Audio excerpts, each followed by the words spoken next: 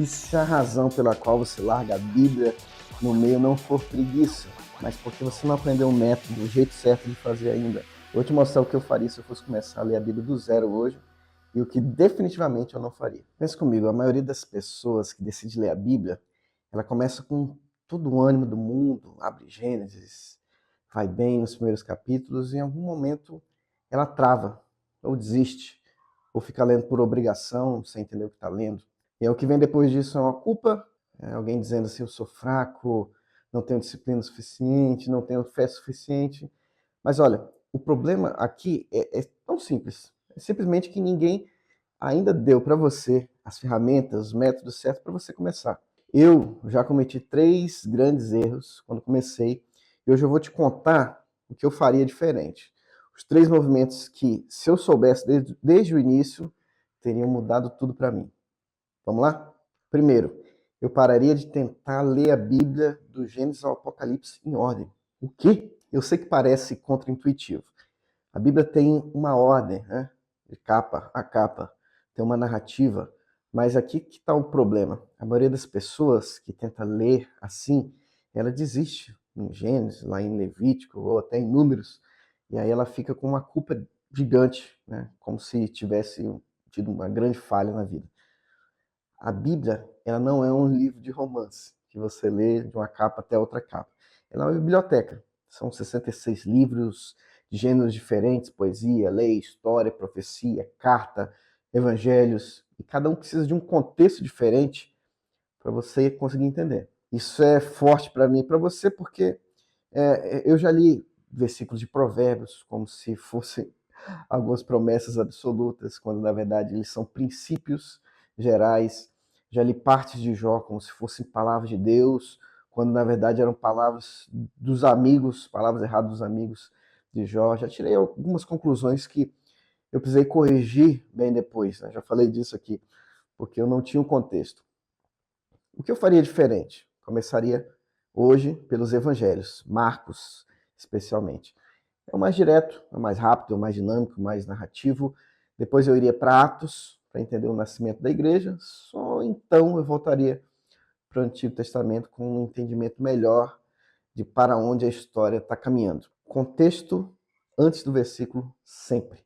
E olha, a segunda mudança é talvez a que eu mais me arrependo de não ter feito antes. Porque ela muda não só como você lê, mas aquilo que você faz com o que você leu. Segundo movimento, eu pararia de ler para cumprir o capítulo e começaria a usar algum método. Eu já fiz isso muitas vezes. Lia 3 capítulos um dia, marcava no plano, e no final da semana não lembrava de nada do que tinha lido. A sensação era de dever cumprido, mas vazio por dentro. É como você comer rápido demais sem nem mastigar. O alimento até passa, mas o corpo não absorve. E aí eu descobri que existem vários métodos muito úteis para você, para mim, para a gente conseguir ler a Bíblia. E isso mudou a minha relação com a palavra de Deus completamente. Alguns exemplos: SOAP, Lectio Divina, DBS, M16 e muitos outros que estão no meu livro Coma Sua Bíblia, que você precisa ter na cabeceira da sua cama ao lado da sua Bíblia. Não é complicado usar um método. Eles vão te ajudar demais a não focar somente na quantidade, mas em se fortalecer de verdade. O que eu faria diferente? Desde o primeiro dia, leria menos e processaria mais. Eu preferiria entender um versículo do que passar os olhos em 3 capítulos. Quantidade de absorção vale mais do que quantidade de páginas. Mas a terceira mudança é talvez a que eu considero aqui a mais importante de todas, porque ela não é sobre método, é sobre uma coisa que a maioria das pessoas nunca para pensar antes de abrir a Bíblia. E já deixa aqui o seu like, a sua curtida e continua comigo. A terceira mudança que eu faria é eu não tentaria ler a Bíblia sozinho. Pensa comigo, o Espírito Santo, ele é o nosso mestre, nosso ajudador. Isso é a verdade bíblica. E eu acredito nisso de todo o coração. Mas Deus também colocou o corpo de Cristo na nossa vida por uma razão. A interpretação da Bíblia, das Escrituras, ela não foi pensada para ser um exercício solitário. Eu não estou dizendo que você precisa ter um teólogo, um pastor do teu lado toda manhã para você ler a Bíblia. Mas eu estou dizendo que ler a Bíblia em total isolamento, sem comunidade, sem prestação de contas, inclusive, sem ninguém para te corrigir, quando você vai pelo caminho errado. É uma das razões pelas quais a maioria dos cristãos chegam a conclusões que a Bíblia nunca disse. Eu já estive aí, eu já fiz isso, já li um texto, tirei uma conclusão, fiquei convicto até, por muito tempo, acreditando naquilo, até alguém mais maduro na fé me mostrar o contexto que eu tinha ignorado. Não é nenhum tipo de fraqueza você admitir que precisa de outros para crescer, e isso é sabedoria. E o que eu faria diferente?